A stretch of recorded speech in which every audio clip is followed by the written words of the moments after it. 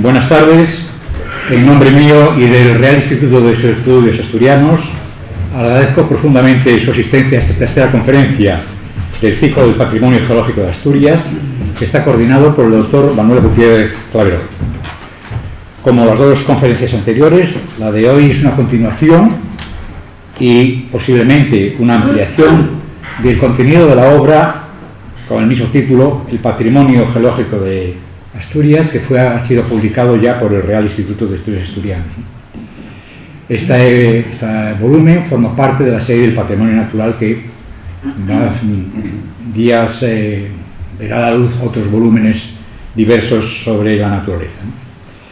La conferencia de hoy, titulada El mundo de los fósiles, va a ser impartida por el doctor Diego Aledeslao, que nos va a sumergir en la vida que existió en este planeta pues en tiempos geológicos y de la cual aún somos dependientes de alguna manera. Basta recordar que la riqueza industrial y económica de Asturias, en gran sentido, y durante los dos últimos siglos, se basó fundamentalmente en la obtención y la explotación de fósiles vegetales del Carbonífero, que es fundamentalmente lo que conocemos como carbón, y que ya han sido extinguidos, ¿no? También no podemos olvidarnos que determinados troncos de árboles fosilizados del Jurásico, embebidos en petróleo, dieron lugar a un material de tipo carbonáceo de gran interés económico y cultural, como fue y como lo es el azabache. Originado a partir del leño de árboles del Jurásico, que convivieron evidentemente con los dinosaurios, pertenecen estos árboles a la familia de las protopináceas y en concreto 3 géneros botánicos forman parte de este azabache: los géneros Agathoxylon, Brachioxylon y Protoculpinoxylon. En concreto, el azabache asturiano se ha originado en casi un 80% a partir de la madera de una especie, Agathoxylon asturiensis, que describimos hace unos cuantos años y que lo describimos a partir de los materiales de los yacimientos establecidos existentes entre Llanes y Gijón. Hoy ha salido en los medios de comunicación que el Gobierno del Principado de Asturias va a someter a informe el que la cultura del azabache y el azabache en sí mismo sean declarados bienes de interés cultural, por lo cual tanto la Universidad de Oviedo como el Real Instituto de Estudios Asturianos tendrá que emitir los informes correspondientes, lo cual me alegra profundamente porque ha sido uno de los objetos de mi estudio durante los últimos años. El ciclo de conferencias que hoy nos atiende se finalizará el 2 de febrero con la correspondiente conferencia que va a pronunciar Luis Rodríguez Terente, titulada Un viaje histórico a través de los minerales.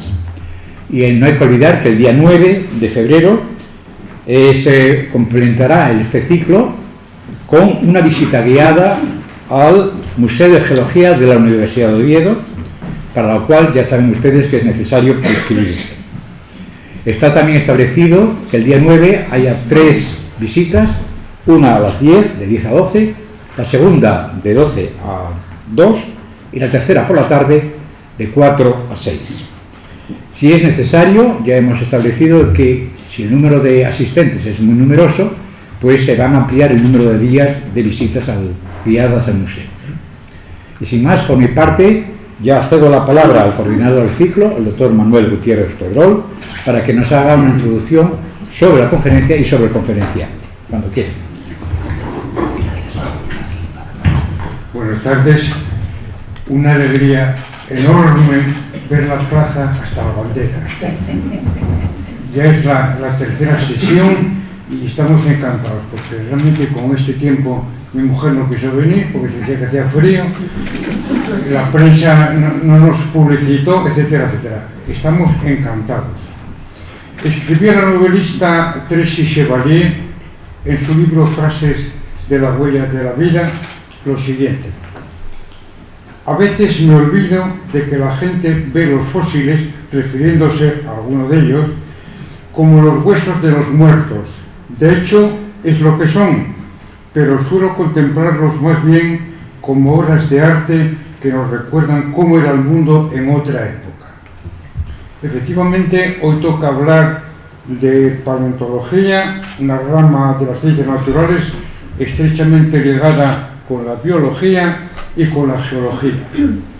Es una disciplina que permite entender la biodiversidad actual y la distribución de los seres vivos a lo largo de la historia de la Tierra, aportando muchos elementos para afirmar teorías tan trascendentales como son la de la evolución darwiniana o la deriva de los continentes.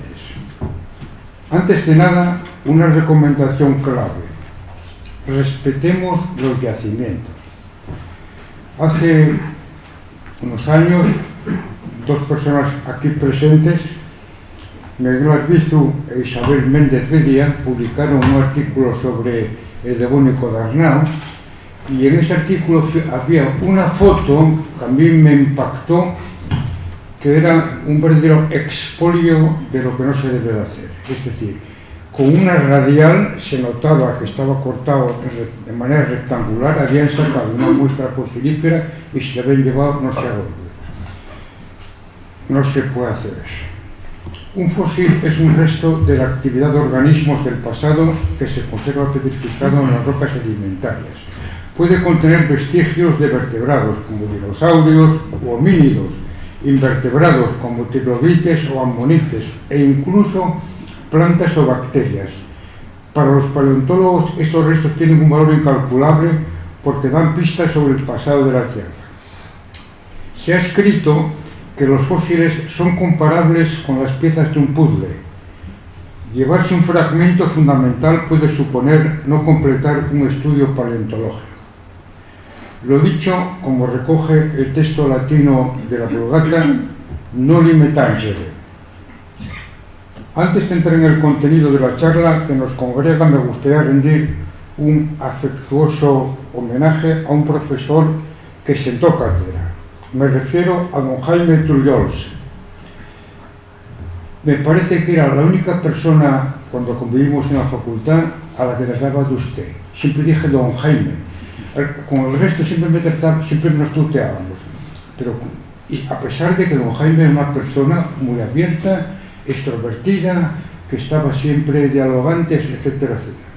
Bueno, don Jaime Trullols fue uno de los iniciadores de la Facultad de Geología y logró formar un grupo de especialistas en distintos grupos de fósiles, sobre todo del Paleozoico, que alcanzaron un nivel internacional. Y me congratula mucho ver aquí pues, a muchos de ellos que se formaron de la mano de don Jaime Trullols. Hoy nos acompaña en el ciclo de conferencias una de las jóvenes promesas, bueno, para ser más exactos, una de las estrellas de la paleontología, Diego Álvarez Lao. Lao, con tilde. Porque en el libro que publicamos de patrimonio figura Lao. Diego no es nuevo en el IDEA, pues hace un par de años impartió una conferencia en este mismo foro, los grandes mamíferos de Cuaternario de Asturias, que nos dejó con la miel en los labios. Asimismo, es uno de los coautores del libro El Patrimonio Geológico de Asturias, editado por el IDEA, en concreto en el capítulo dedicado a la vida de la era cenozoica, donde realizó una notable aportación sobre los fósiles apenas divulgados. Diego Lao es doctor en Geología por la Universidad de Oviedo y profesor titular de Paleontología en el departamento. Imparte docencia en los grados de Geología y Biología de la Universidad Asturiana, así como en el máster interuniversitario en Evolución Humana, coordinado por la Universidad de Burgos. Centra su actividad investigadora en revelar los secretos de la gran fauna que vivió la cornisa cantábrica, fundamentalmente los grandes mamíferos, mamuts, elefantes, bisontes, rinocerontes, hienas, homínidos, etc. Ha realizado diversas estancias de investigación en instituciones de reconocido prestigio, tanto españolas como extranjeras, Holanda, Alemania, Dinamarca, etc. Contribuyente regular a congresos nacionales e internacionales, Suiza, Grecia, Francia, Canadá, Estados Unidos, sobre fósiles del Cuaternario. Sobresale el estudio de ejemplares hallados en las cuevas asturianas del Conde, Santo Adriano, Cobiejeru, Buena, Llanes, La Regidora, Ribadesella y otras de los picos de Europa y valles de la Loma y Sella, amén de otros entornos geográficos, León, Madrid, Barcelona, Alemania.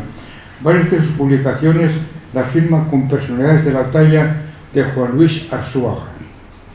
Asimismo, desarrolla una intensa actividad divulgativa impartiendo conferencias, especialmente en centros de educación secundaria, y en la redacción de artículos para publicaciones en revistas tan acreditadas como National Geographic. En la conferencia de hoy se centrará en dar una visión somera del patrimonio paleontológico de Asturias utilizando el tiempo como hilo conductor. Describirá más o menos 5 apartados que tendrán opción a explicarnos con un cierto detalle. Y sin más dilación, pues Diego, tienes la palabra. Pues muchas gracias por la presentación.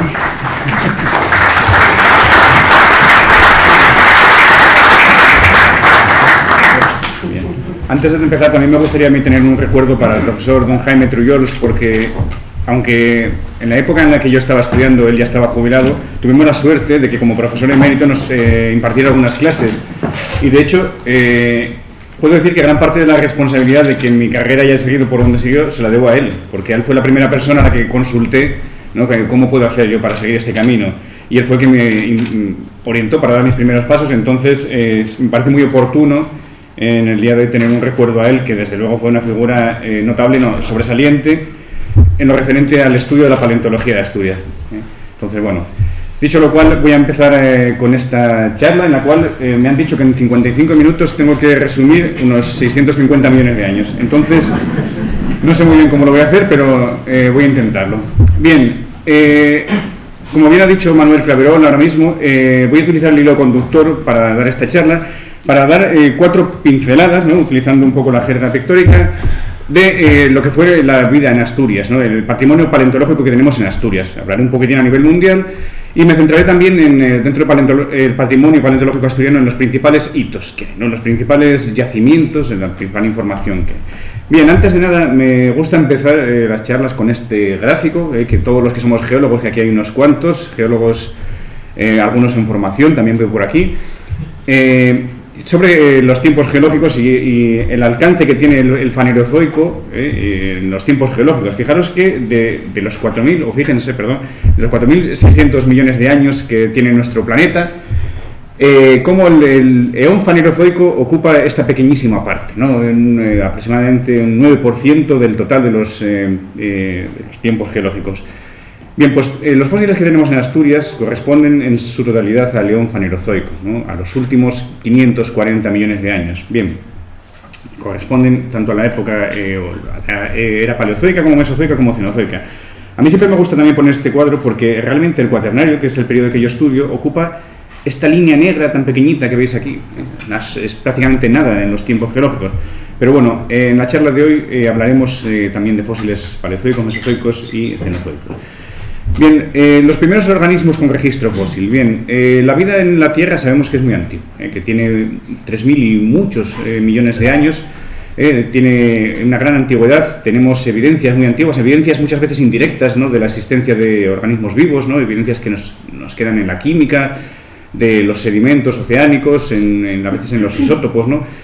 Pero hay algunas evidencias que son más visibles, como son estas que tenemos aquí, estas que tenemos aquí en la parte izquierda de la imagen, que son los estromatolitos. Tenemos certeza de que hay unos organismos que se llaman cianobacterias que llevan muchos miles de años sobre la Tierra y que, aunque son realmente bacterias, que no es fácil que fosilicen, sí que nos dejan estructuras que sí que pueden fosilizar, ¿no? Y esas estructuras son, por ejemplo, los estromatolitos, ¿vale? Aquí tenemos a la izquierda esta imagen, este estromatolito, que realmente no son demasiado antiguos, ¿no? No son del arcaico, son realmente del devónico, pero sí que nos sirven para conocer un poquitín la morfología que tienen estas estructuras, que no son realmente fósiles, son estructuras organosedimentarias, ¿no? Digamos que las cianobacterias inducen la precipitación de laminillas de carbonato cálcico que se van apilando, bien formando domos, como estos que vemos aquí, bien formando a veces estructuras más extensas, láminas, ¿no?, realmente.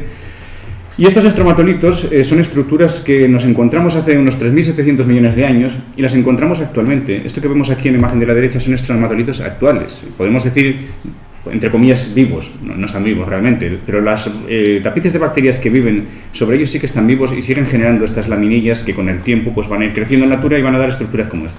Pues bien, los estromatolitos han existido, como digo, desde hace 3.700 millones de años, como mínimo, que sepamos, hasta la actualidad, ¿no? Entonces nos lo encontramos en diversos momentos de la historia de la Tierra, y en Asturias hay registro fósil de estos estructuras organoalimentarias, ¿no?, en varios momentos. Bien, los organismos más antiguos que tenemos en Asturias no están en las rocas más antiguas. Las rocas más antiguas de Asturias, de las que nos han hablado en las conferencias anteriores, son estas pizarras que se encuentran en el Antiforme de Narcea, que tienen unos 650 millones de años, son del Proterozoico. En la parte asturiana no se han encontrado fósiles. Sin embargo, en la parte leonesa sí que se han encontrado unos fósiles no muy bien conservados, pero que podrían pertenecer a la famosa fauna de Diácara. De los mejores representantes están en Australia, como sabemos, ¿no?, en el yacimiento de Diácara, del Proterozoico superior, que son estos organismos de cuerpo blando, ¿no?, que recuerdan un poco, según dicen, pues estos hinchables de playa, ¿no? Son unos organismos que realmente no se sabe cuál es su composición, se tiene una idea de su estructura, pero nos han dejado fósiles que consisten en impresiones, ¿no?, de esos cuerpos blandos. Pues bien, esos fósiles del Proterozoico, que son anteriores a la famosa explosión del Cámbrico de la que hablaré ahora mismo, se han encontrado restos semejantes a ellos en rocas de las pizarras de Narcea en el norte de León, no en Asturias. En Asturias los primeros fósiles que tenemos pertenecen ya al Cámbrico, ¿vale? Y aquí he representado 5, podemos decir, hitos, ¿no?, del registro fósil asturiano. Uno en el Ordovícico, que es el conjunto fósil ordovícico del Favar, el famoso túnel ordovícico del Favar que todos conocemos. En el Devónico es destacable, son muy destacables los arrecifes del Devónico. En el Carbonífero hay muchos contextos fosilíferos interesantes, pero quizás uno destacable es el bosque fósil que se ha encontrado en Arnao hace escasamente 10 años, ¿no?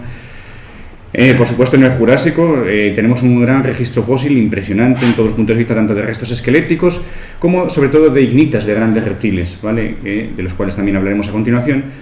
Y por último, una parte del patrimonio que ha venido destacando en los últimos años, en los últimos 20-25 años, debido sobre todo a los grandes hallazgos que se han realizado, ¿no?, y que es realmente mi campo de investigación y me van a perdonar el resto de los especialistas en paleontología que tenemos aquí presentes hoy, pero va a ser donde me voy a extender un poquito más porque es realmente mi campo de investigación, ¿no?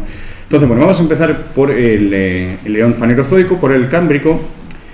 Y tenemos que empezar hablando de cómo era el contexto de Asturias en el Cámbrico y cómo era el contexto de la vida en el Cámbrico, ¿no? Bueno, bien, Asturias en el Cámbrico se encontraba está este punto amarillo que vemos aquí. Fijaros que la distribución de los continentes no tiene nada que ver con la actual. Asturias se encontraba en el margen de un continente, del gran continente del sur, que se llamaba Gondwana, que a todos nos sonará. Se encontraba cerca del margen del continente, ¿no?, concretamente en esta mancha que vemos aquí de color azul clarito, que es una plataforma continental. Bien, en el Cámbrico se produjo un evento importantísimo, no tanto ya para la vida, sino como para el registro fósil, que es lo que se llama la explosión del Cámbrico, que fue una gran radiación de organismos que tenían la particularidad de poseer muchos de ellos caparazón mineralizado, un caparazón que le iba a permitir fosilizar. Eso es algo que es un poco novedoso con respecto al anterior. ¿Hubo organismos complejos anteriores? Pues muy probablemente sí. Pero muchos de ellos no fosilizaron, porque al carecer de una parte dura, una parte mineralizada que pudiera fosilizar, realmente lo que nos han dejado es, pues, como antes hablaba de la fauna de Diácara, ¿no?, impresiones, realmente impresiones, no restos esqueléticos. Bien, pero a partir del Cámbrico inicial, en cuestión de muy poquitos millones de años del inicio del Cámbrico, se produjo una enorme diversificación, una gran radiación de organismos y muchos de ellos con caparazón mineralizado. Por ejemplo, los trilobites que todos conocemos y que veremos luego imágenes. Los brachiópodos, ¿no?, estos organismos con dos valvas que se parecen a los bivalvos pero que no son bivalvos ni tienen una relación cercana con ellos. Los equinodermos, a los cuales pertenecen, por ejemplo, los erizos de mar, las estrellas de mar, los crinoideos, etc. Muchos de estos organismos aparecieron en el Cámbrico, pero también otros organismos, como los primeros cordados, ¿no?, nuestros antepasados más remotos, ¿no?, los antepasados de los vertebrados actuales. Incluso los primerísimos vertebrados aparecieron ya en el Cámbrico, ¿no?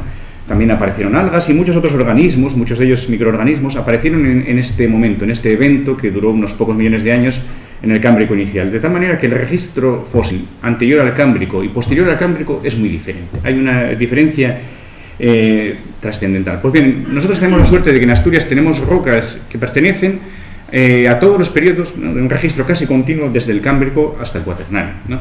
Entonces, de estos periodos vamos a ir hablando y vamos a ir viendo los materiales que nos han proporcionado, ¿no? Por ejemplo, en el Cámbrico, en Asturias, los fósiles más abundantes que tenemos son los trilobites, ¿eh? Aquí tenemos algunos de ellos, tenemos también braquiópodos, tenemos equinodermos como estos o malozoos, que son unos equinodermos un poquito extraños, ¿no? Que a veces en vez de tener simetría pentámera, como los equinodermos que han llegado a la actualidad, tienen una simetría que puede ser bilateral o incluso pueden ser asimétricos, ¿no?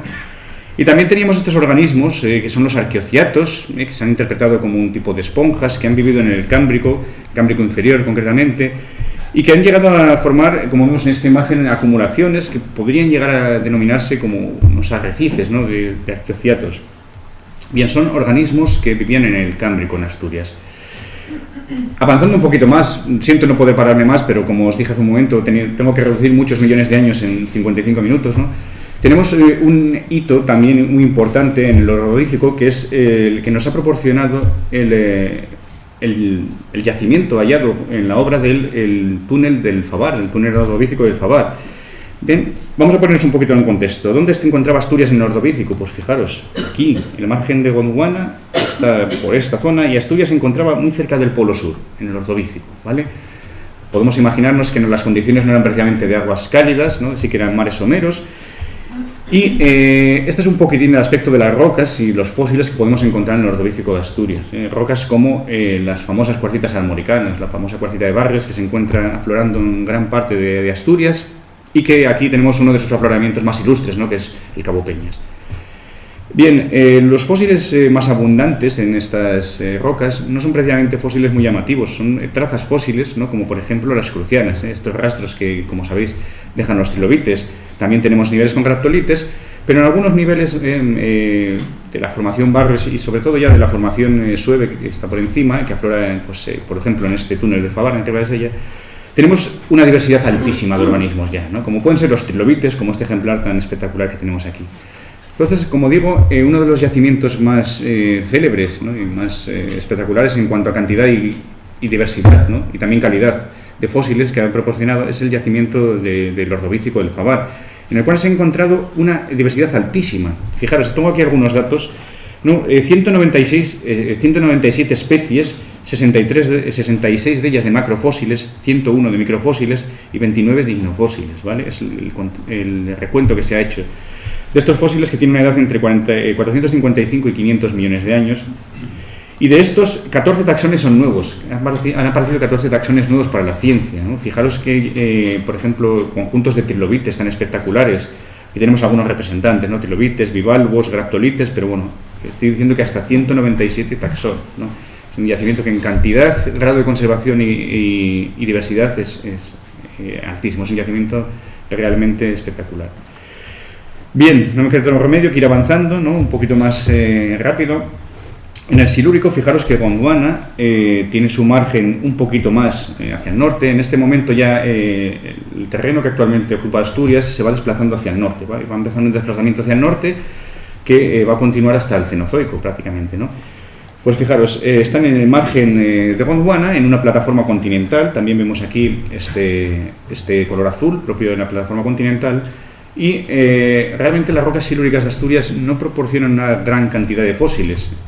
Tenemos ejemplares como estos braquiópodos, las areniscas de Furada, por ejemplo, o graptolitos. Graptolitos, estos organismos coloniales, muy pequeñitos, aunque no microscópicos, ¿no? Que son realmente parientes o organismos cercanos a los pterobranquios actuales, ¿no? Son realmente hemicordados, ¿vale? Bien. Seguimos avanzando un poquito más y llegamos a otro de los principales hitos de la paleontología en Asturias, que es el Devónico. En el Devónico, fijaros, Asturias ya había avanzado bastante al norte y se encontraba a la altura del trópico, ¿no? Del trópico de Capricornio. Fijaros que se encontraba también en esta mancha azul, que nuevamente es una plataforma continental. Bien, al estar en latitudes tropicales, nos podemos imaginar que las condiciones climáticas eran propias de las latitudes tropicales. Podemos imaginarnos mares con aguas más o menos cálidas, además esa plataforma era somera, bastante somera, aguas oxigenadas, etcétera, lo cual propiciaba una explosión de vida que daba lugar a la formación, al desarrollo de arrecifes. en el Devónico en Asturias se reconocen por lo menos 3 episodios de desarrollo de arrecifes. Arrecifes que están formados por organismos diversos, entre los cuales destacan los corales, de varios tipos, y también los estromatoporideos, que es otro tipo de organismos que fue muy abundante en esta época y consisten en un tipo de esponjas calcáreas, ¿no?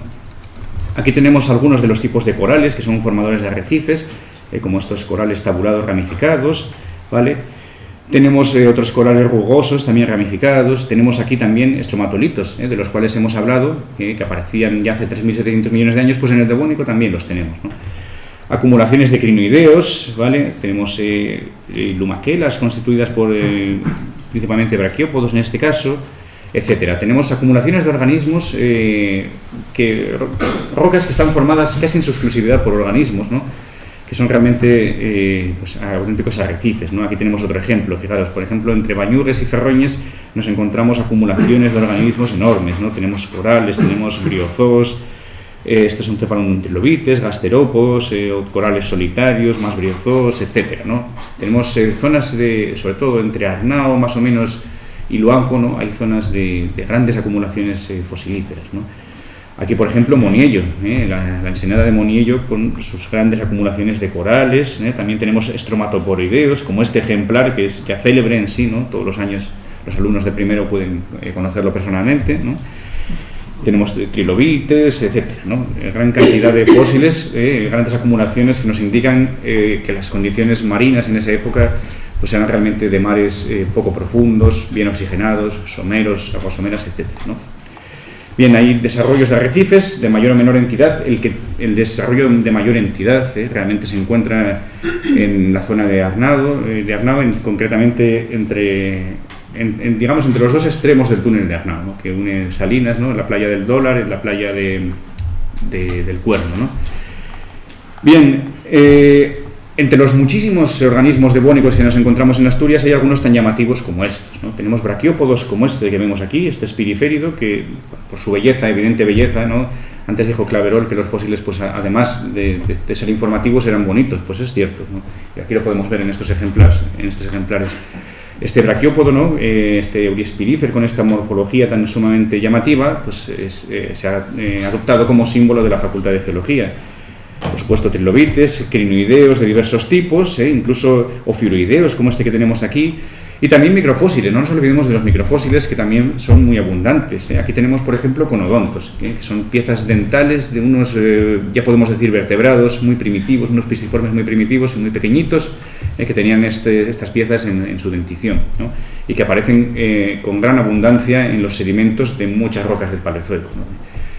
Pues bien, también tenemos otros, como por ejemplo los ostrácodos, que son pequeños crustáceos cubiertos en las valvas, y muchísimos otros organismos, foraminíferos, por ejemplo, de los cuales, pues bueno, vamos a ir hablando también a lo largo de esta charla. Aquí tenemos otro ejemplo de acumulaciones fósiles en Asturias que nos dejan ver otro grupo de fósiles que son los tentaculítidos, ¿no? Realmente son organismos de afinidad un poco incierta, se relacionan quizás con los moluscos, pero no hay una evidencia clara, ¿no? Entonces aquí lo que tenemos es una gran acumulación de fósiles de muchos tipos. Esta zona está en la zona de Molín del Puerto Llampero, ¿no? Ahí cerca del Luanco. Vemos braquiópodos, vemos crinoideos, vemos estos un trilobites, vemos corales y sobre todo vemos pues estos tentaculídeos, ¿no? O sea, hay momentos en los que hay una explosión de vida, ¿no? Se forman unas enormes acumulaciones. Esto que vemos aquí son dos imágenes que nos representan dos de las fases del desarrollo de comunidades arrecifales en Arnao. En Arnao, en la plataforma de Arnao, tenemos un parche arrecifal y además hay otras fases que nos indican proliferación de vida de diversos organismos, como pueden ser, pues fijaros, esto es la comunidad que se ha llamado de Tribliocrinus y Anatiris, ¿no? Un crinoideo muy grande, y Anatiris, que es un braquiopodito que se ve por aquí, ¿no? Y además, pues bueno, hay otros organismos, entre ellos como briozoos, etcétera, ¿no? Esta es otra comunidad distinta, ¿no? La comunidad de Genestella isotripe, que son dos tipos de briozoos. También tenemos crinoideos, etcétera, ¿no? Todas estas reconstrucciones se han hecho en base a estudios muy detallados de las comunidades arrecifales que se encuentran aquí en Arnao. Bien, no nos queda otro remedio que seguir avanzando y así llegamos al Carbonífero. Bueno, en el Carbonífero destaco el bosque fósil de Arnao, pero realmente el Carbonífero es una época muy interesante. Ya estoy seguro que en las charlas anteriores pues nos han dado mucha información del Carbonífero en Asturias Y es una época muy importante. Fijaros que en el Carbonífero, Asturias ya está, o los materiales sobre los que se asienta actualmente Asturias, están ya muy cerca del Ecuador, y además está ocurriendo algo. El continente Gondwana está chocando contra estos otros continentes del norte, y en su choque está formándose una gran cordillera, la cordillera Varisca o cordillera Arcínica, y al mismo tiempo este choque está provocando que todas las mayores masas continentales se unan en una única, que es Pangea, ¿vale?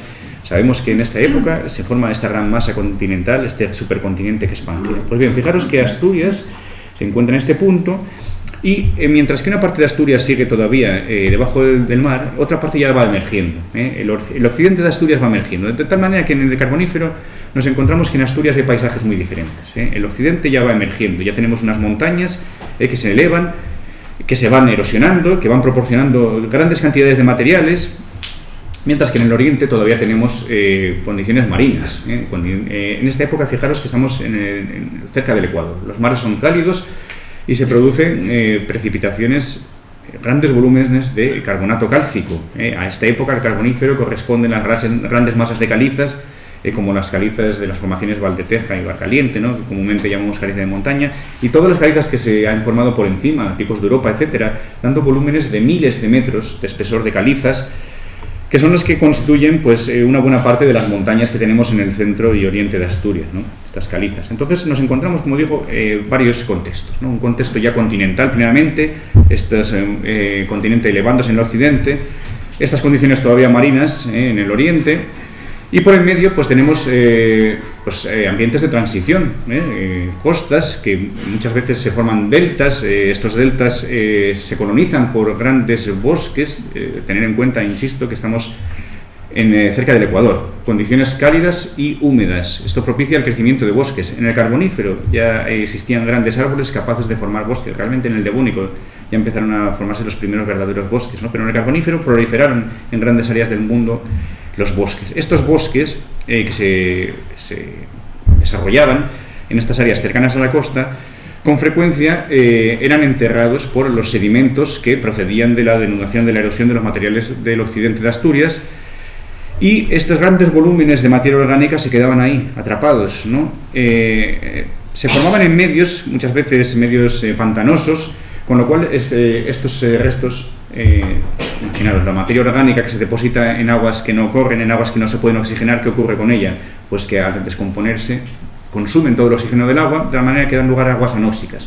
Y en esas aguas anóxicas, todos los restos orgánicos que caigan, ¿qué va a ocurrir? Que ya no se van a descomponer fácilmente, ya no se van a oxidar, de tal manera que se pueden llegar a conservar. Así es como se forman las grandes acumulaciones de materia orgánica, que posteriormente serán enterradas por sedimentos, y así sucesivamente darán lugar a las capas de carbón, ¿no? Pues bien, este carbón, que se forma sobre todo en el área central de Asturias, corresponde pues con estos medios, ¿no?, estos medios de transición, en los que se desarrollaron grandes bosques que fueron, cubiertos por estos sedimentos que procedían de la denudación de los materiales del occidente. De tal manera que nos encontramos con realidades bastante distintas, ¿no?, en el Carbonífero, en Asturias, ¿no? Por un lado tenemos el occidente que se ha emergido, está erosionándose. Realmente la sedimentación carbonífera que tenemos en el occidente consiste en cuencas intramontanas, sedimentos principalmente lacustres, donde también se forman capas de carbón, ¿no? Todos conocemos las cuencas carboníferas que existen, pues, por ejemplo, en la zona de Tineo, Cangas de Narcea, también en el norte del León, ¿no? Pues corresponden a este tipo de cuencas que se forman intramontanas, ¿no?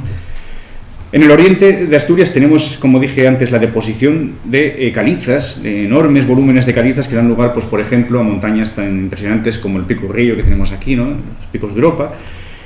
Y en el área central de Asturias tenemos pues esta formación de grandes bosques que en unos casos van a dar lugar a importantes depósitos de carbón, como esta imagen que tenemos aquí, y en algunas ocasiones nos pueden dar lugar a yacimientos tan excepcionales como este bosque fósil de la playa de Arnao, descubierto hace pues menos de 10 años, ¿no?, y que se encuentra justo debajo de la playa de Arnao, justo debajo de la arena de la playa de Arnao. Bien, hablaremos con un poquito más de detalle a continuación. Bien, en los medios marinos se encuentran, por supuesto, fósiles marinos, ¿vale? Quizás no llegan a dar acumulaciones tan abundantes como las del Devónico, pero también hay niveles en los que se encuentran, por supuesto, braquiópodos, como estos que veis aquí, amonoideos, ¿no?, como estos goniatítidos, estos proleganítidos que veis aquí, conodontos, por supuesto, estas piezas dentales de estos primitivos pisciformes, ostrácodos, como este que veis aquí. Recuerdo que dije que los ostrácodos eran crustáceos que estaban provistos de unas valvas, ¿no? Son muy pequeñitos, ¿no? Hay que estudiarlos al microscopio. Foraminíferos, ¿no? Como estas fusulinas que vemos aquí en una sección, ¿no? Que son un tipo de foraminífero, realmente organismos muy pequeñitos. Son organismos unicelulares que desarrollan un caparazón bastante más grande que el propio organismo en sí. Aún así son muy pequeñitos, ¿no? Y que se encuentran con frecuencia en las rocas carboníferas y que tienen la ventaja de ser organismos que evolucionan rápidamente y por lo tanto darnos mucha precisión respecto a la cronología, respecto a la edad de los materiales que los contienen, ¿no? Tenemos también bivalvos y otros tipos de organismos. Realmente las calizas, las enormes volúmenes de calizas del Carbonífero de Asturias han sido también formadas o precipitadas por la acción de otros organismos que difícilmente fosilizan de manera directa, que son las bacterias, microbios, ¿no? Los microbios son los que han propiciado la deposición o la precipitación de este carbonato cálcico, ¿vale? Pero rara vez nos dejan fósiles directos, aunque sí que nos dejan evidencias indirectas de su presencia. Bien, decía que uno de los yacimientos más espectaculares del Carbonífero de Asturias, el Carbonífero superior, que se ha descubierto en los últimos años, es este bosque fósil de Arnao. En Arnao Arnao realmente es un área muy interesante, porque tenemos desde los arrecifes devónicos hasta estos paleobosques del Carbonífero, ¿no? Podemos decir. Bien, pues una de las tempestades fuertes, ¿no? De los grandes temporales que hubo, pues yo creo que fue en el año 2004-2005, un poquito más adelante, en 2014 quizás o 2015, se llevó prácticamente toda la arena de la playa de Arnao. Y debajo de la arena se descubrió este tesoro. Fijaros, se descubrieron troncos, como este que veis aquí, troncos de varios metros de longitud, de árboles fosilizados. Se descubrieron también topones in situ, lo cual nos quiere decir que esto es un paleosuelo, ¿no? Que el suelo en esa época el suelo se ha conservado casi en horizontal. Aquí tenemos estos topones de troncos, tenemos estas marcas de raíces, ¿no? De estos árboles que realmente son gimnospermas primitivas, son cordaites, ¿no? Es un tipo de gimnosperma que el tipo de fosilización es un tipo de permineralización en materiales que son carbonatos de hierro, ha permitido un grado de fosilización excepcional, de tal manera que estos troncos que aquí veis en lámina delgada conservan perfectamente la estructura celular, ¿no? Es realmente que nos han permitido, por cierto, conocer que estos troncos pertenecen a una especie nueva, ¿no? De Cordaixilon, se denomina Andresi, ¿no? Se ha bautizado en honor de Andrés Pérez Estaún, otro gran geólogo y profesor que fue profesor de la Facultad de Geología de la Universidad de Oviedo, fallecido hace pocos años, ¿no? Entonces, en su honor, pues se bautizó a estos troncos fósiles, ¿no? Pues bien, esto es un hallazgo que realmente está debajo de nuestros pies. Podemos ir a la playa de Arnao y lo tenemos debajo. ¿A qué profundidad? Pues quizás a 1 metro o un par de metros, ¿no? De arena. Y solamente con estos fuertes temporales que se llevan toda la arena de la playa es posible ver estos bosques, ¿no? Esta maravilla geológica que tenemos en Arnao, ¿no? No todos los años es visible, ¿no? Solamente en los años en los que hay fuertes temporales. Bien, me gustaría pararme más, pero tengo la obligación de ir avanzando porque el tiempo premia. Tenemos otros vestigios de los bosques carboníferos de Asturias. En este caso se trata ya de fósiles carbonizados o impresiones, ¿no? Moldes internos, moldes externos, de troncos de grandes licópsidas. Las licópsidas existen todavía hoy en día, son plantas más bien pequeñitas, pero en esta época en el Carbonífero formaban árboles enormes, ¿no? de más de 30 metros. Y aquí tenemos algunos ejemplos como Sigillaria o Lepidodendron que nos han dejado estas cortezas, ¿no? Estas impresiones y también la propia materia orgánica carbonizada, ¿no? de sus troncos. Tenemos, por supuesto, helechos, tenemos esfenópsidas como este Calamites, ¿no? Es ni más ni menos que la versión, podemos decir, en grande o en gigante de los equisetos, ¿no? De las colas de caballo, ¿no? Que en muchos casos lo que tenemos son moldes internos, como este ejemplar que tenemos aquí, etcétera, ¿no? Tenemos muchísimos vestigios de los bosques, de los tipos de plantas que habían ya en el Carbonífero en Asturias, ¿no? Se han quedado conservados en muchos casos en capas de carbón, como esta que veis aquí, que como sabemos son tan abundantes en el área central de Asturias. Bien, no nos queda otro remedio que ir avanzando y llegamos al Pérmico. En el Pérmico, por supuesto, ya los mayores masas continentales se han reunido en una única, que es Pangea, y fijaros que Asturias se encuentra aquí. En el Pérmico tenemos materiales en Asturias, en el Pérmico y en el Triásico, pero no tenemos una buena representación y sobre todo son materiales que han proporcionado muy poquitos fósiles. En el Pérmico sí que tenemos alguna evidencia de plantas, parecidas un poquito a las que vimos en el Carbonífero superior, helechos y demás, pero son muy pocas evidencias, y realmente los materiales del Pérmico en Asturias han proporcionado muy poquitos fósiles, muy pocas evidencias de vida, ¿no? Otro tanto podemos decir para el Triásico, y es una lástima porque en el Pérmico y en el Triásico se produjeron eventos muy importantes para la evolución de los vertebrados, por ejemplo, ¿no? Como es la aparición de los sinápsidos. Realmente los reptiles ya habían aparecido en el Carbonífero, aunque no tenemos vestigios en Asturias, ¿no? Pero los sinápsidos, que van a ser los antepasados de los mamíferos, pues van apareciendo en esta época, van proliferando en esta época, y es una lástima, insisto, porque no tenemos registro de ellos en los materiales de Asturias, ¿no? Bien, entre el Pérmico y el Triásico, además, se produce un evento de importancia biológica, una relevancia altísima, ¿no? Que es la mayor crisis biológica que ha existido, que ha quedado registrada en la historia de la Tierra, que es la extinción masiva del Pérmico-Triásico, en la que desaparecieron más del 90% de todas las formas de vida conocidas, ¿eh? Esta extinción masiva produjo la desaparición de casi toda la fauna representativa del Paleozoico, ¿no? Desaparecieron los trilobites, una gran parte de los braquiópodos, desaparecieron los corales rugosos y los corales tabulados, por ejemplo, ¿no? Desaparecieron muchísimos organismos propios del Paleozoico, y hubo como una especie de cambio totalmente en la vida, desde la vida anterior y la vida posterior, ¿no? Fue una especie de borrón y cuenta nueva. Algunas formas sobrevivieron a este evento de extinción y dieron lugar a las nuevas formas de vida, ¿no? Cambió totalmente la vida en los mares. Incluso en los ecosistemas continentales también afectó esta extinción en gran medida, ¿no? Bien, como digo, en Asturias, por desgracia, no tenemos evidencias de los organismos del Pérmico ni de los del Triásico. El Triásico también fue una época muy importante, en la que, por ejemplo, aparecieron los mamíferos. También aparecieron los dinosaurios, ¿no? En el Triásico. Pero evidencias de dinosaurios y de otros grandes reptiles no los tendremos hasta un poquito más adelante, ¿no? Hasta el Jurásico.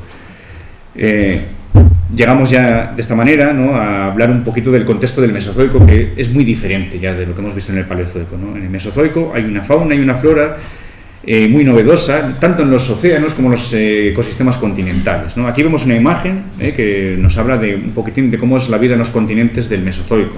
Tenemos, fijaros, árboles como estas araucarias, que no tienen nada que ver con la flora anterior.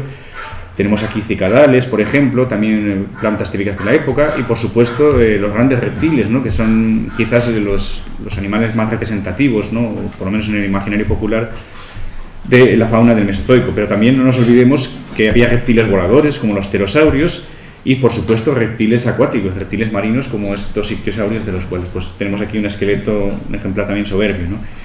Bien, ¿qué tenemos en el Jurásico en Asturias? En el Jurásico y en el Cretácico veremos. Pues tenemos una representación muy grande de materiales y también de fósiles, ¿eh? En el Jurásico, Asturias, fijaros dónde estaba situada. Ya estaba en el hemisferio norte, estaba ya no muy lejos de las latitudes tropicales, y por lo tanto las condiciones eran condiciones más bien cálidas, ¿no?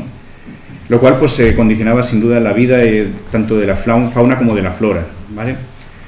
Tenemos evidencias de dinosaurios, claro que tenemos evidencias de dinosaurios, ¿no? Tanto evidencias esqueléticas como sobre todo ignofósiles, ¿no? Evidencias en forma de huellas de actividad orgánica, ¿no? De actividad de estos organismos. Tenemos evidencia de grandes carnívoros, algunos, que no sé si puede llegarse a este grado de precisión, pero que podrían ser cercanos a los saurus, otros estegosáuridos. Tenemos grandes saurópodos, ¿no? Algunos quizás comparables con nuestros brachiosaurios, Y entre las huellas, y entre estos fósiles, los que destacan sin duda son las huellas. En el Museo Jurásico de Asturias tenemos una de las mayores colecciones del mundo de ignitas, ¿no? de huellas de grandes reptiles, no solamente de dinosaurios, sino, por ejemplo, también tenemos aquí unas huellas interesantísimas, ¿no? Que yo creo que son de lo más excepcional, ¿no? Que tenemos aquí, huellas de pterosaurio, tanto de la pata posterior como de la anterior, ¿no? Que nos indican su desplazamiento en tierra. De dinosaurios terópodos, como estas típicamente tridáctilas, ¿no? De dinosaurios saurópodos, como estos famosísimos famosísimos rastros de la playa de la Griega, ¿no? Los medios en esta época, en Asturias, eran medios que en ocasiones eran de mar abierto, como la formación Rodiles, ¿no? Que nos ha proporcionado fósiles típicamente de mar abierto, como amonites, ¿no? En ocasiones medios más continentales o de transición. En este caso, por ejemplo, en la formación de Tereñas tenemos un ejemplo de un mar somero, un lagún, ¿no? Una zona inundada que está separada del océano, lo cual da lugar a unas aguas tranquilas, una precipitación de materiales finos, de lodos calcáreos, que han permitido pues, la conservación de tan buena calidad, ¿no?, que tenemos aquí de estas ignitas de dinosaurio, ¿no? En otras ocasiones lo que tenemos realmente no son las huellas originales, sino el relleno, ¿no?, los moldes, digamos, de estas huellas. Bien, también tenemos restos esqueléticos, ¿eh? Esto que tenemos aquí es un ejemplar espectacular de un esqueleto parcial de un dinosaurio ornitópodo. Esto que veis aquí es una imagen de una de las fases iniciales, cuando se estaba empezando a descubrir. Vemos que gran parte de los huesos están erosionados, realmente no estamos viendo la superficie posterior, pero puedo deciros que este esqueleto parcial, posteriormente se ha limpiado por la otra parte, y ahí sí que la superficie externa estaba perfectamente conservada. No tengo ninguna fotografía, estoy esperando ansiosamente a que se publique. Fotografías de Quintín, ¿no?, se llama, el dinosaurio, es espectacular, ¿vale? Aquí bueno, podemos adivinar un poquitín esta imagen del pie, que tiene sus dedos perfectamente articulados con todas sus falanges, es espectacular, ¿eh? Bien, también hay restos, por ejemplo, de cocodrilos marinos, como este que tenemos aquí, restos de ictiosaurios, y también tenemos dientes de grandes carnívoros, de dinosaurios terópodos, ¿no?, como este que tenemos aquí, en el cual he añadido esta fotografía microscópica en la que se ve que el borde es muy aserrado, como un cuchillo, ¿no? Estos tenían unos dientes que eran auténticos herramientas de cortar la carne de sus presas, ¿no? De tal manera que, como veis, tenemos abundantes evidencias de lo que era la vida de los grandes reptiles en el Jurásico de Asturias. También tenemos restos de otros organismos, también reptiles, como estas tortugas. Aquí hay un caparazón, este es un cráneo visto desde arriba de una tortuga, y también, por supuesto, evidencias de peces, ¿no?, tanto de dientes, en este caso una mandíbula, o en este caso pues un cuerpo bastante completo de un pez, ¿no? Y, por supuesto, también tenemos evidencias de organismos invertebrados, como los amonites, en este caso, gasterópodos, bivalvos como estas grifeas, también como estos pectínidos, ¿no?, incluso de otros organismos como equinodermos, como esta alfiura, etc., ¿no? Tenemos, como vemos, importantes representaciones de organismos, no solamente continentales, sino también marinos, y también de flora. Tenemos aquí algunos ejemplares de flora, este tronco que asoma por aquí de una conífera, este cono o piña, podemos decir, una conífera, estos restos de venetitales, que son un tipo de plantas extintas, helechos. Y entre ellas se encuentran también, como se mencionaba antes, estos troncos de coníferas que han sufrido un proceso especial, ¿no?, una inmersión en hidrocarburos, y que han dado lugar al azabache, esta materia prima de una parte muy importante de la artesanía asturiana, ¿no?, que también pues, es algo característico de estos sedimentos del Jurásico. Bien, no nos queda otro remedio que ir avanzando. El Jurásico de Asturias daría no para una, sino para varias charlas, pero bueno, no nos queda otro remedio, como digo, que seguir avanzando porque el tiempo avanza. Entonces vamos a pasar al Cretácico, ¿no? En el Cretácico, como veis, Asturias continúa un poquito más su viaje hacia el norte. En el Cretácico, en Asturias, nos encontramos también ambientes de transición y ambientes marinos, Conocemos la gran franja del Cretácico que se encuentra en el centro de Asturias, ¿no? Oviedo, por ejemplo, está en gran parte sobre materiales cretácicos. Esta franja se extiende, ¿no?, hacia el oriente, pues llegando hasta Cangas de Onís, hasta Onís, ¿no? Pero también tenemos retazos de Cretácico en la costa, por ejemplo, entre pues, en la zona de Luanco, ¿no? Todos conocemos el Cretácico de Arnau, que tiene un carácter de transición entre ambientes más o menos continentales o transición y ambientes marinos abiertos, ¿no?, en los que se encuentran, pues, por ejemplo, acumulaciones de foraminíferos como estos que vemos aquí, orbitolinas, que son foraminíferos. Realmente el organismo que vive aquí dentro era unicelular, pero el caparazón que desarrolla es relativamente grande. Son visibles a simple vista, tienen algunos, los más pequeñitos son como lentejas, son más pequeños, pero los más grandes pueden llegar a tener, pues, a lo mejor 1 o 2 centímetros de diámetro, ¿no? Tienen un tamaño apreciable. También gasterópodos, como este Glauconia, de aguas salobres, otros gasterópodos, como este que vemos aquí. Equinodermos, como estos equínidos, erizo de mar, nautiloideos, etc., ¿no? Pero además en el Cretácico de Asturias también nos encontramos sedimentos continentales que nos han proporcionado un fósil muy interesante, que es el ámbar. El ámbar sabemos que es el fósil de una resina, de un árbol, y esta resina, al desplazarse por el tronco del árbol, puede atrapar restos de otros organismos, como pueden ser, pues, otras plantas, o en ocasiones insectos. Entonces esto que vemos aquí son restos de 2 insectos encontrados en ámbar del Cretácico de Asturias, ¿vale? Fijaros qué grado de conservación tan excepcional. El ámbar, incluso en algunos lugares del mundo, hace poco se ha publicado, hace pocos años, llega a englobar incluso restos de vertebrados. se ha publicado hace no muchos años un fragmento de ámbar que incluía restos de un ave también del Cretácico, ¿no? Eso es algo espectacular, porque ese grado de conservación aplicado en un vertebrado pues nos da un fósil de una calidad realmente insólita, ¿no? También es típico del Cretácico el desarrollo de estos grandes bivalvos y estos extraños bivalvos, ¿no? Como son los rudistas, que llegan también a formar arrecifes como este que vemos aquí, arrecifes que son grandes acumulaciones de estos bivalvos, ¿no? Bien, al final del Cretácico sabemos que se produce otra extinción, quizá no tan grande, bueno, seguro que no tan grande como la del Permo-Triásico, pero desde luego más famosa, ¿no? Esa extinción del Cretácico Paleógeno, también conocida como el Cretácico Terciario, ¿no?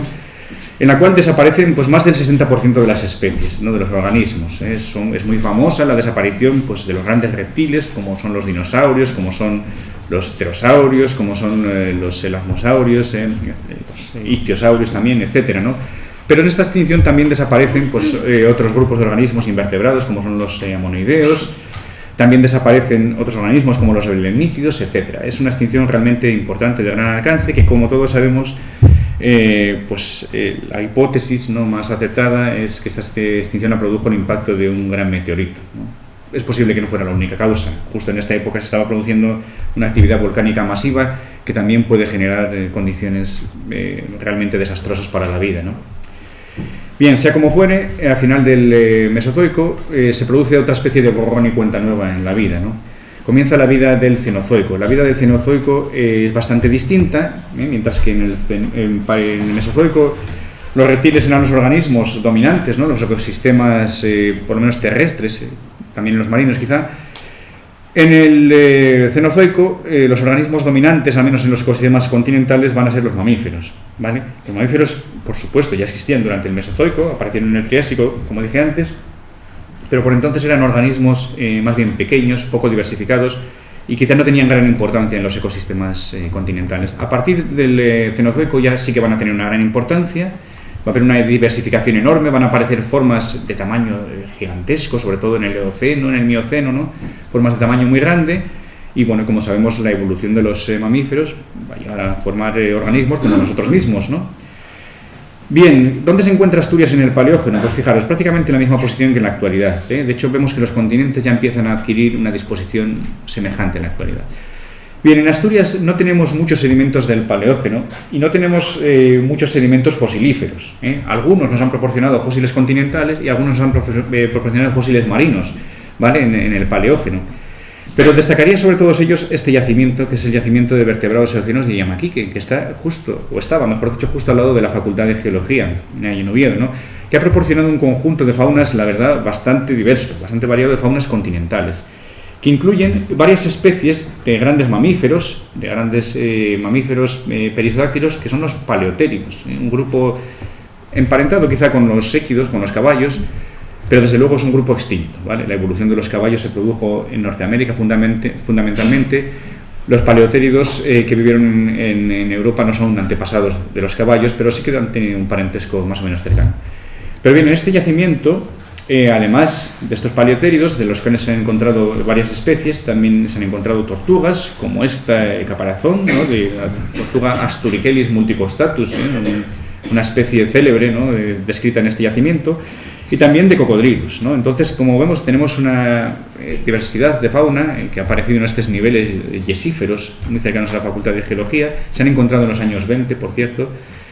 El yacimiento no se excavó en su momento en las condiciones óptimas, realmente aparecieron los fósiles durante una explotación de los yesos, de manera que, bueno, que lo que se ha recuperado es lo poco que se ha podido recuperar, pero si ese yacimiento se hubiera procesado de manera adecuada, pues seguramente que la riqueza habría sido muchísimo mayor, pero en fin, es otro contexto de otra época. Bien, por lo demás del Paleógeno tenemos muy poca evidencia en Asturias, y del Neógeno no tenemos ninguna evidencia segura de fósiles neógenos, ¿eh? En algún momento se publicaron unos fósiles que podrían pertenecer al Neógeno, luego se ha visto que no, que realmente eran más modernos y entraban ya dentro del Cuaternario, de tal manera que tenemos muy poquito o nulo, o casi nulo, registro de la vida en Asturias durante el Neógeno. Hay muy poca información. De tal manera que esto nos hace pasar ya directamente al Cuaternario. El Cuaternario que es el periodo que ocupa los últimos 2,6 millones de años aproximadamente, 2,5-2,6 millones de años, se caracteriza por muchos eventos, tanto en la vida como en el clima del planeta, ¿no? Como son, por ejemplo, el desarrollo de las glaciaciones del Cuaternario, propias de esta época, y que comienza a haber vestigios, ¿no?, que nos indican que el clima se está enfriando realmente en el hemisferio norte. En el hemisferio sur el enfriamiento comenzó antes, pues hace aproximadamente unos 2,6 millones de años, ¿no? Bien, otro de los eventos importantes que ocurren en el Cuaternario, importantes para nosotros, es la aparición de nuestro propio género, del género Homo, en África, hace pues, aproximadamente algo más de 2 millones de años, ¿no? En el este de África, con las primeras especies de Homo rudolfensis, Homo habilis, ¿no?, que aparecen justo en esa época. Bien, el contexto en el planeta del Cuaternario es un contexto de clima cambiante. Los continentes, como veis, se han movido mucho. Hay diversos factores que han influido en que se hayan desarrollado glaciaciones, pues, por ejemplo, el movimiento de los continentes, el cambio de las corrientes oceánicas, una disminución que hubo en esa época de los niveles de dióxido de carbono atmosférico, la elevación de montañas, etcétera, ¿no? Son varios los factores que han desencadenado este último proceso glaciar, que, como sabéis, no produjo un enfriamiento constante, sino que realmente lo que produjo es una sucesión de épocas glaciares muy frías y de épocas interglaciales como la actual, ¿no?, más templaditas. Bien, esto han dejado un registro en la vida, por supuesto, y en la fauna, y en Asturias tenemos muy buen registro de esta fauna del Cuaternario, de esta fauna y esta flora del Cuaternario. Aquí tenemos un mapa de Asturias en el que se representa la localización de puntos en el que se ha encontrado registro de vida del Cuaternario en Asturias, fósiles cuaternarios. Cada uno de estos puntitos representa un yacimiento, ¿vale? Fijaros que están casi todos ellos ubicados en el centro y en el oriente, ¿vale? En el occidente no tenemos prácticamente ninguno. Esto no es casualidad, ¿vale? Esto se debe a que la mayor parte de estos yacimientos están asociados a cuevas. Y como sabemos, las cuevas se desarrollan en nuestro clima en rocas calizas, de tal manera que ¿dónde hay más cuevas? Pues donde hay abundancia de rocas calizas. Pero además han de cumplirse otros requisitos, ¿no? Como por ejemplo que sean zonas favorables para el desarrollo de estas faunas. Por supuesto, tenemos enormes volúmenes de calizas en los picos de Europa y, como veis, hay pocos yacimientos. Eso se debe a que realmente tampoco era muy abundante la fauna susceptible de fosilizar en estos yacimientos. Afortunadamente, en los últimos años sí que se han encontrado cuevas de altura, trampas naturales por lo general, en las que se encuentran restos de animales que cayeron por ahí accidentalmente, y eso nos ha proporcionado una de las mayores sorpresas, que es la que voy a contar justo al final, que apareció precisamente en una cueva de estas de picos de Europa, un animal que cayó ahí por accidente, ¿no? Entonces, bien, como digo, la mayor parte de estos yacimientos se encuentran en el centro, ¿no?, en lo que son la cuenca de Nalones y sus afluentes, y en el oriente de Asturias, ¿vale? Sobre todo en la zona costera oriental, ¿no?, concejos de Ribadesella y de Llanes. Bien, curiosamente, aunque el Cuaternario tiene unos 2,6 millones de años, el registro que tenemos en Asturias, el registro fósil, que es muy abundante, corresponde en su inmensa mayoría, a los últimos entre 45.000 y 10.000 años, ¿no? ¿Por qué? ¿Por qué se produce esto? Pues por una causa también de tipo geológico. Las cuevas de Asturias se han ido rellenando y vaciando sucesivamente en diversas fases a medida que el nivel freático iba ascendiendo y descendiendo, y esto se producía también por el ascenso y descenso paulatino del nivel del mar, que estaba relacionado con los avances y retrocesos glaciares, ¿no? Sabemos que cuando el clima se vuelve frío, gran parte de las aguas del planeta se concentran en las masas de hielo, en los casquetes polares, tanto continentales como las aguas marinas, y eso produce que baje el nivel del mar. Esa bajada del nivel del mar produce un descenso de los niveles freáticos y, por lo tanto, eso produce que las cuevas se vacíen. Cuando posteriormente el nivel del mar vuelve a subir el nivel freático, en las cuevas vuelve a haber sedimentación. Pues bien, estos procesos de rellenado y vaciado producen que la mayor parte de los yacimientos asturianos que se han estudiado tengan solamente un relleno posterior al último evento glaciar, posterior a los últimos 45.000 años. ¿Tenemos evidencias más antiguas? Sí. Estos puntitos nos señalan yacimientos asturianos y de cerca de Asturias más antiguos, ¿no? El más antiguo de todos, en torno a los 800.000 años, y uno de ellos muy interesante, que es el que voy a describir a continuación, es el yacimiento de la mina del Milagro, en Onís. Esta mina es una mina de cobre que es muy interesante porque tiene registro de dos épocas diferentes de Cuaternario. Una muy antiguo, de en torno al medio millón de años, aquí lo vemos entre 400.000 y 600.000 años, y otro mucho más moderno, un registro de los últimos 3.000 años aproximadamente, ¿no? En el que hubo pues, actividad minera por parte de los humanos de esa época. Pues bien, en el conjunto antiguo de los fósiles de la mina del Milagro, entre 400.000 y 600.000 años, se encuentran diversas especies faunísticas.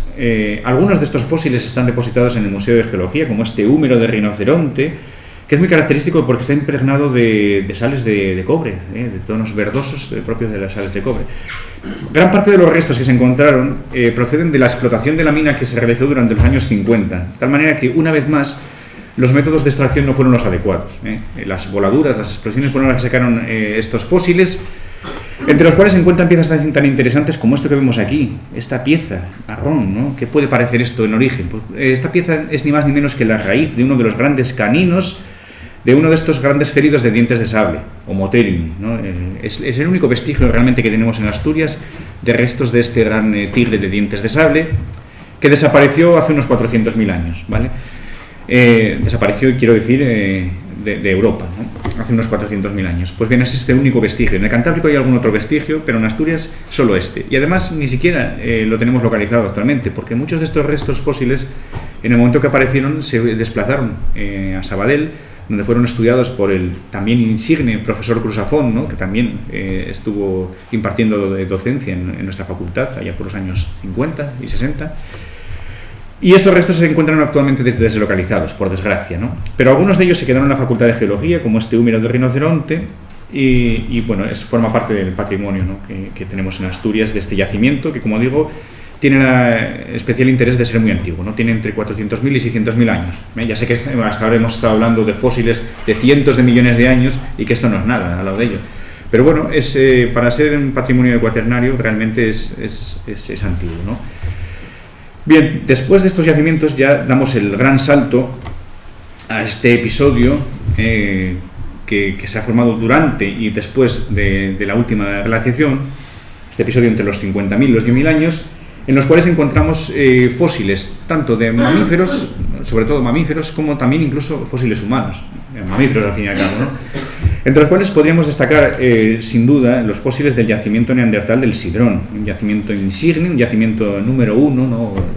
De los número 1 a nivel mundial, que nos ha proporcionado muchísimos, miles incluso, de restos de hombres de Neandertal, de los cuales tenemos aquí algunos ejemplos, ¿no? Como este maxilar, del cual tenemos 2 fotografías, o esta mandíbula y tantísimos otros restos, ¿no? Uno de los yacimientos más importantes del registro neandertal a nivel mundial. También tenemos otros fósiles humanos, como este, llamativo desde luego. Os dije antes que en la mina del Milagro había 2 contextos fosilíferos, ¿no? Uno antiguo, que es el que hemos visto de en torno a medio millón de años, y otro más moderno, que es una época en la que los mineros de esta época, hace unos 3.000 años, ¿no? Del bronce, explotaron la mina para extraer el cobre, ¿no? Entonces, bien, algunos restos humanos se encontraron en esta mina en este contexto de los 3.000, entre 3.000 y 4.000 años, como este cráneo que, si os fijáis, está impregnado de un intenso color verde de sales de cobre, ¿vale? Lo cual lo hace muy llamativo. Bien, asociado a estos restos también se encuentran restos del laboreo de minería, ¿no? De que se producía en esa época, en el que utilizaban picos que estaban constituidos por astas de ciervo, ¿no? Astas de ciervo que, por cierto, también están impregnadas de estos colores verdes. Bien, voy a ir terminando, ¿no? Porque ya el tiempo ya apremia mucho, entonces esta parte, que es la que corresponde justamente a mi investigación, la voy a tener que dar muy rápido, pero bueno, es lo que toca. Bien, dentro de este contexto, de este registro cuaternario, como dije, tenemos registros sobre todo de mamíferos, de grandes mamíferos, ¿no? Algunos de ellos son semejantes a los que tenemos actualmente en Asturias, como pueden ser el lobo, el corzo, el oso, el jabalí, etcétera. Pero otros pertenecen a un clima frío, un clima muy diferente del que nos encontramos actualmente en Asturias, y forman parte de una gran comunidad de mamíferos que se denominó la fauna del mamut, o mamut fauna, que lo veis aquí escrito en inglés, dentro de la cual había mamíferos que estaban extremadamente adaptados a este clima tan frío, ¿no? Como los grandes, podríamos decir entre comillas, grandes lanudos, ¿no? Como es el mamut lanudo que tenemos aquí, el rinoceronte lanudo, o también el buey almizclero. El buey almizclero formaba parte también de este conjunto de grandes mamíferos lanudos, ¿no? Que vivieron en el cuaternario. Bien, el mamut lanudo y el rinoceronte lanudo se extinguieron, pero el buey almizclero sobrevivió en ciertas zonas de Canadá y Groenlandia, y a partir de ahí fue reintroducido en otras partes del mundo. Otros animales propios de esta fauna pues son, por ejemplo, el bisonte de estepa, el megaloceros, el reno, el caballo salvaje, ¿no? El antílope saiga y también los carnívoros. En esta comunidad había grandes carnívoros como el león, leopardo, la hiena o el lobo. Bien, en el Cantábrico tenemos registro de todas estas especies que tenemos aquí representadas, ¿vale? Y en Asturias de casi todas ellas, ¿eh? De momento no tenemos antílope saiga, pero todos los demás ya han ido apareciendo en Asturias o muy cerca de Asturias, ¿no? Entonces, ya para terminar la charla, voy a comentar muy someramente algunos de estos yacimientos en los que estamos trabajando para hacerles un poco una idea de la diversidad y grado de conservación de los fósiles que hay en el Cuaternario de Asturias. Esto que tenemos aquí es la cueva de Joupuerta, que se excavó en el año 2011, fue una excavación de urgencia que apareció durante las obras de la autovía del Cantábrico y consistía en una dolina, que si os fijáis tiene una forma un poco de embudo, ¿no? Al fondo de la cual se abría una cueva en la cual caían por accidente animales, ¿no? Si nosotros diésemos un corte del terreno, lo que veríamos es algo como esto, ¿eh? Fijaros, se ve este azul, ¿no? Que representa estos ladrillitos la caliza. Y bien, este embudo comunicaba con una gran cueva. En esta cueva los animales caían por accidente, como este rinoceronte que estoy pintando ahí que cae por accidente, y posteriormente se acumularían y se fosilizarían allí, ¿vale? Es una trampa natural, y esta trampa natural tiene la particularidad de proporcionar fósiles muy completos y en muy buen estado de conservación y al mismo tiempo muy diversos, ¿eh? No hubo agentes que sesgaran esa fauna, como pueden ser hombres del paleolítico o carnívoros, ¿no? De tal manera que este yacimiento de Joupuerta nos proporcionó restos como estos que vemos aquí. Esto es una mano de un rinoceronte, una mandíbula de un rinoceronte, el húmero de un rinoceronte, el brazo de otro rinoceronte, el cráneo de un rebeco, fijaros, con lo frágil que es, un rebeco con 35 o 40.000 años, ¿no? El asta de un megaloceros en 2 vistas, ¿vale? Este es ciervo gigantesco.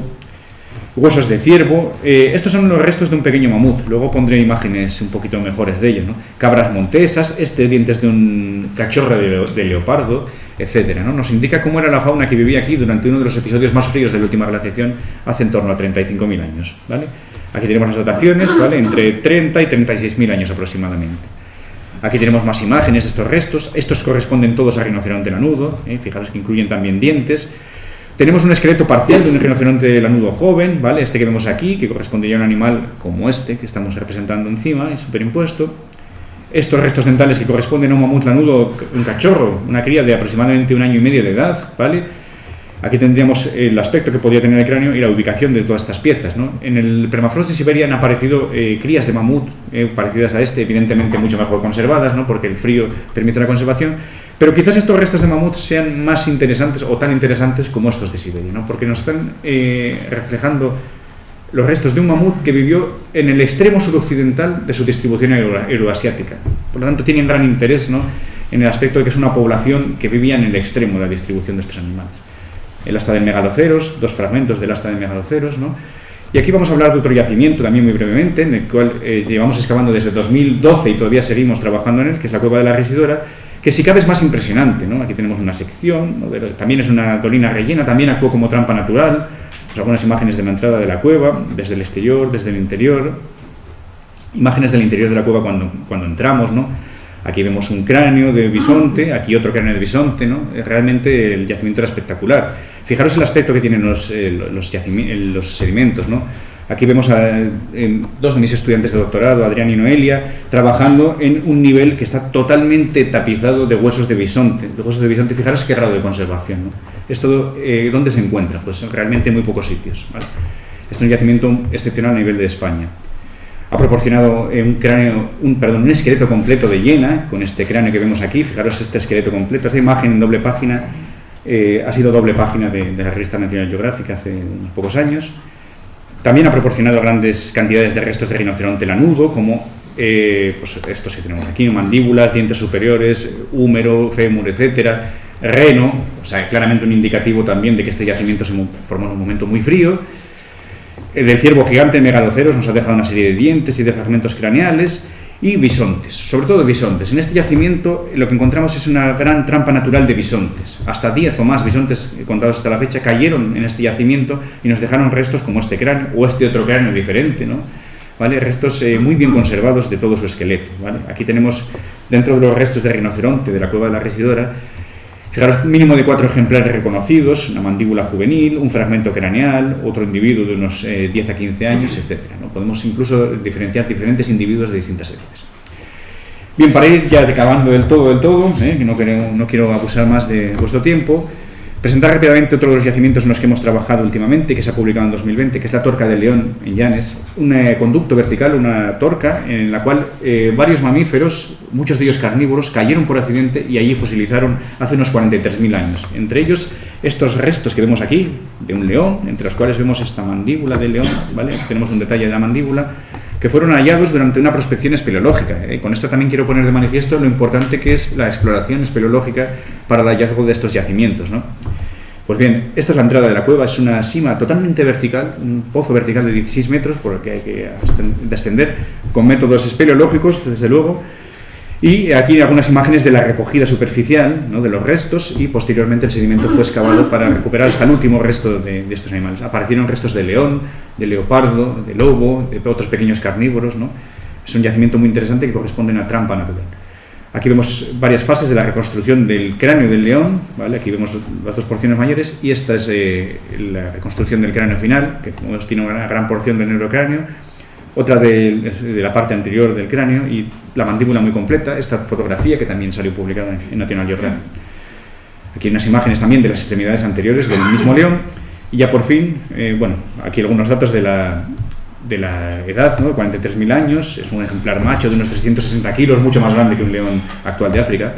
Ya para terminar ya definitivamente, con esto sí, uno de los hallazgos más recientes, que es el cráneo de un buey almizclero, que apareció en una cueva de los Picos de Europa, cercana a Treviso. Realmente no es Asturias, pero no es Asturias por 1 kilómetro, ¿vale? Por 1 kilómetro de nada.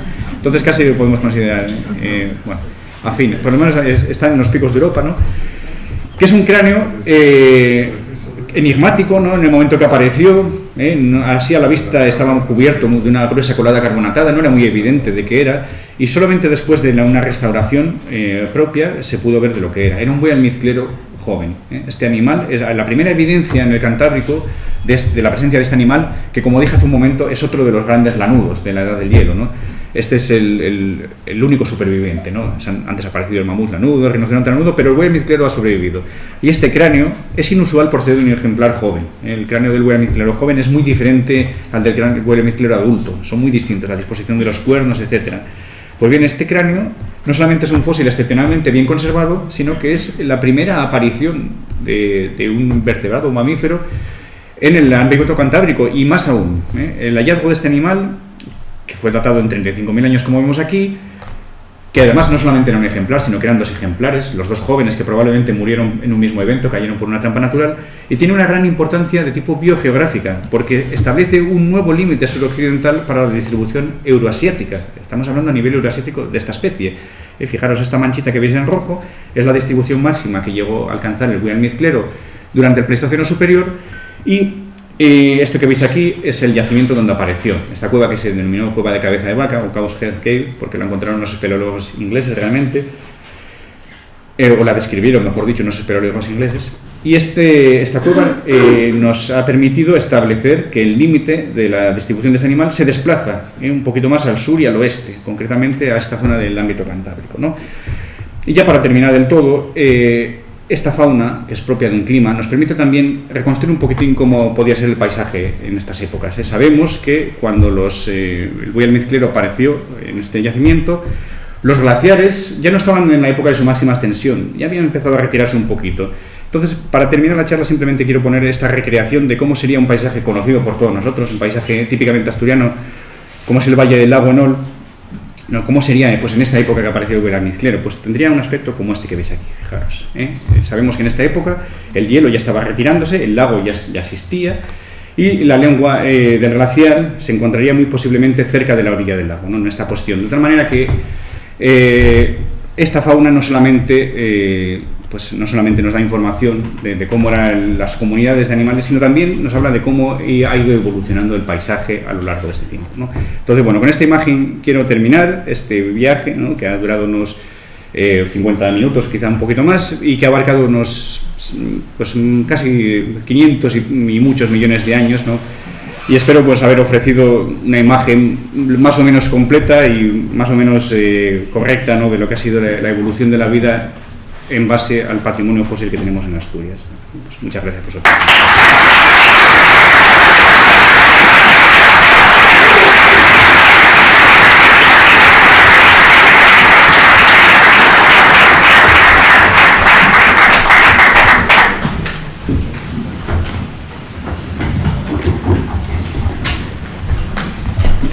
Bueno, después de esta magnífica conferencia de Diego Álvarez Gao, realmente nos ha ilustrado sobre lo que ha sido la vida, cómo ha aparecido la vida, cómo se ha evolucionado la vida en este territorio que conocemos como Asturias, ¿no? Y como ya es norma en todo el ciclo de conferencias del RIDEA, en este momento se abre el turno de preguntas o de exposición de criterios del público en general.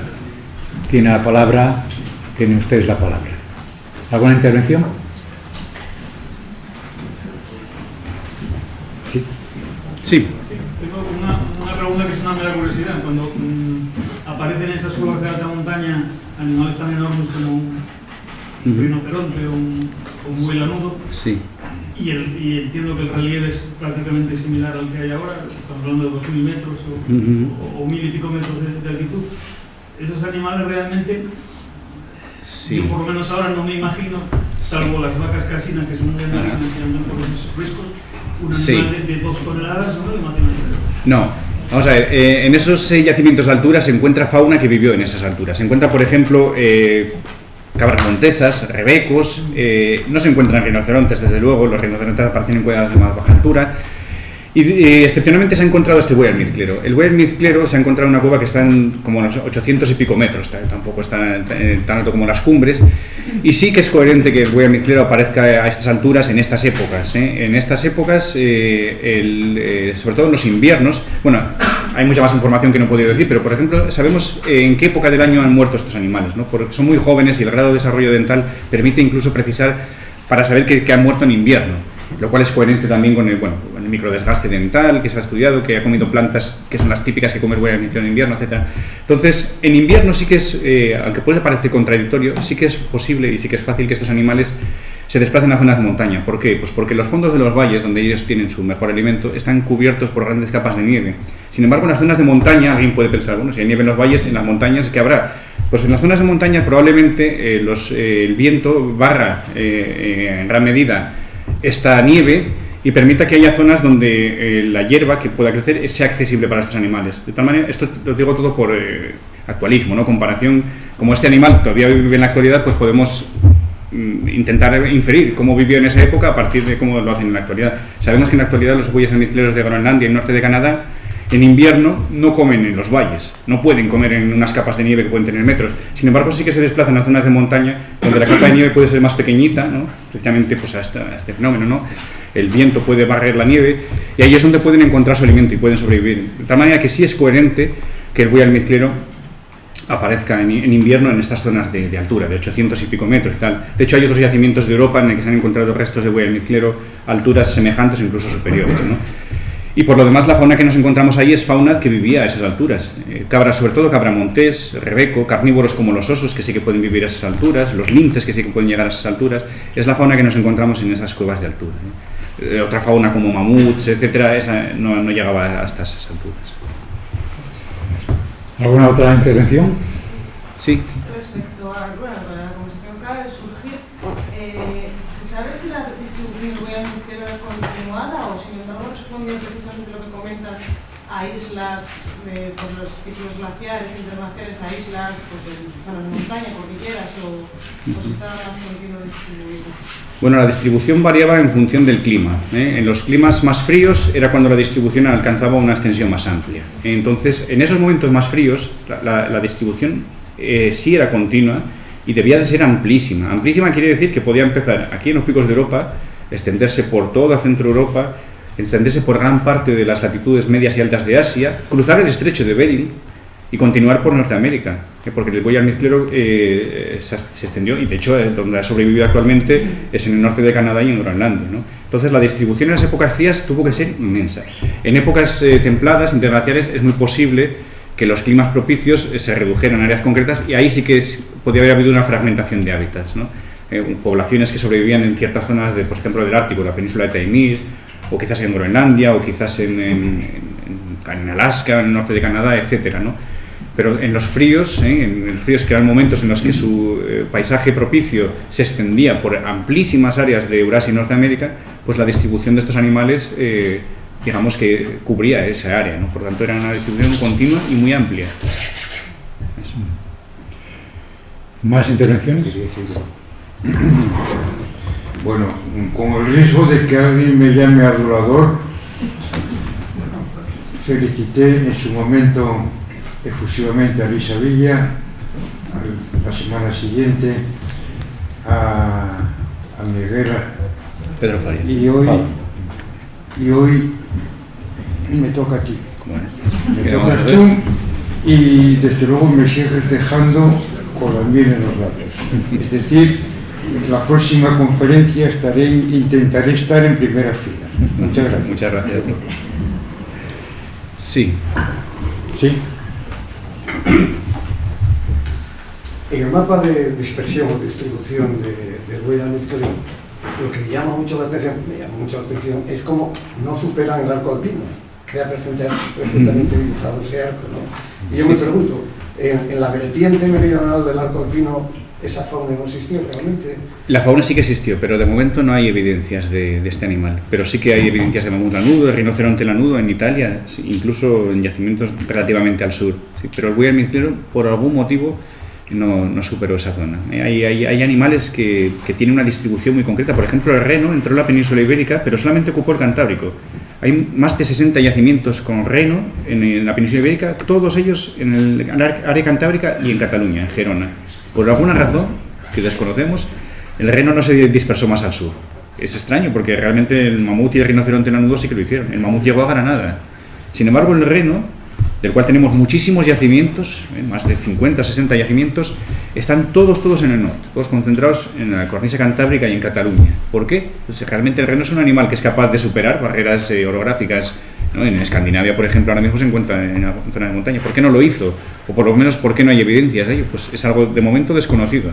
Pero sí, la conducta de estos animales, conducta migratoria y tal, a veces da lugar a dudas, ¿no? No sabes muy bien por qué hacen ciertos comportamientos que podrían no hacer, ¿no? O por qué no están en ciertas zonas que podrían haber estado. Sí. La investigación y las evidencias fósiles pues nos dirán en el futuro si realmente, ¿no? Fíjate que, por ejemplo, en la cordillera cantábrica, en el Cantábrico me decía Jesús Altuna, ¿no? Jesús Altuna es un investigador que lleva desde los años 60 estudiando la fauna del Cuaternario del Cantábrico, ¿no? Y cuando descubrimos este William Mizclin, dijo, pues mira que llevo yo décadas y décadas buscando el William Mizclin en el Cantábrico y no aparecía, y mira, por fin acabó apareciendo. Me dijo, pues ese tuvo que pasar por Guipúzcoa, porque desde Guipúzcoa, entonces no pudo ir su orgullo, este William Mizclin para llegar a Treviso tuvo que pasar por Guipúzcoa. Sí, estamos de acuerdo. Sí, es muy difícil, no imaginar renos, por ejemplo, pastando en lo que sería la vertiente meridional del Cantábrico, por razones de altitud y razones precisamente climático-ambientales. Y en la meseta. Y en la meseta. Quizá en la meseta en general. Quizá el problema se deriva justamente de la falta de yacimientos conocidos, o que existan esos yacimientos. Puede ser, pero sí que han aparecido rinocerontes lanudos y mamuts, ¿no? ¿Y por qué no el reno? En Madrid, por ejemplo, Madrid, que es una zona en la que han aparecido muchos yacimientos debido sencillamente a que hay muchas obras públicas de canalizaciones y demás, y aparecen, y ahí han aparecido elefantes de climas cálidos y también mamuts, ¿no? Sin embargo, el reno no ha aparecido. Es curioso. Sí, son cuestiones aleatorias, a lo mejor. Quizá respondan a algo, pero todavía no sabemos aquí. Y otra cuestión que se me ocurre, cuando hay yacimientos en los que, como veíamos ahí, que se acumulan restos de bisonte, estoy pensando, una dolina que sea hundida, que sea realmente accesible, aunque se despeñe por ella un animal que se muera, se convierta en carroña. Yo pienso en la opción de que esa carroña, habiendo constancia de que existe, no se haya convertido en alimento para la gente que transita por la zona, que vive en la zona, ¿no? La pregunta es, ¿hasta qué punto algunos de esos restos fosilizados no pudieran conservar huellas de descarnizado? Sí que lo miramos con la lupa, sí. Hasta la fecha no se ha encontrado evidencia, ni de restos claramente de descarnado, ni de herramientas líticas. Quien sí se ha aprovechado de esas carroñas han sido algunos depredadores. Por ejemplo, ese esqueleto de hiena que viste antes ahí. Ese esqueleto también tiene una historia que, bueno, como el tiempo no me deja, pero bueno, ya que me has preguntado, pues ahora la cuento. Realmente este yacimiento es inusual porque estos animales cayeron en el yacimiento y cayeron sobre una pirámide de derrubios, ¿no? Entonces, al descomponerse los cuerpos, los fragmentos se desplazan, ¿no? Se desplazaron, no hay casi fragmentos articulados, hay muy poquitos fragmentos articulados. Sin embargo, la hiena no. la hiena apareció completa y en conexión anatómica, y concretamente en la postura que tiene un perro cuando duerme, con las 4 patas flexionadas. Es un fósil excepcional. Este fósil precisamente lo está estudiando ahora un alumno de doctorado que tengo. Es un fósil excepcional. ¿Por qué la hiena sí y el resto no? Bueno, pues la hipótesis es la siguiente, y es una hipótesis que es por analogía con lo que ha aparecido en otras cuevas de, pues por ejemplo, de Gran Bretaña, ¿no? Cuevas célebres. La hiena muy probablemente no cayó accidentalmente en la cueva y no se murió al caer en la cueva, sino que bajó atraída por el olor de la carroña. Estuvo alimentándose de la carroña todo lo que pudo, pero luego no pudo salir, porque probablemente las paredes eran muy inclinadas. Entonces ahí se quedó atrapada, y se quedó atrapada ¿hasta cuándo? Pues hasta que se le acabó el recurso. Y entonces murió. Es una historia triste. Debió morir seguramente muy poco a poco y se arrinconó en una esquina de la cueva, porque realmente aparece pegada a lo que es la pared en sí de caliza, ¿no? Se arrinconó ahí y allí murió, esta hiena. Y apareció completamente articulada, o sea, no tiene un patrón como los otros. Entonces eso, y de hecho algunos de los huesos sí que se han encontrado restos de carroñeo de hienas, mordiscos de hiena, zona de huesos triturados, incluso coprolitos de la hiena. Sabemos que los coprolitos de la hiena, que están formados en gran medida por hueso triturado, fosilizan muy bien.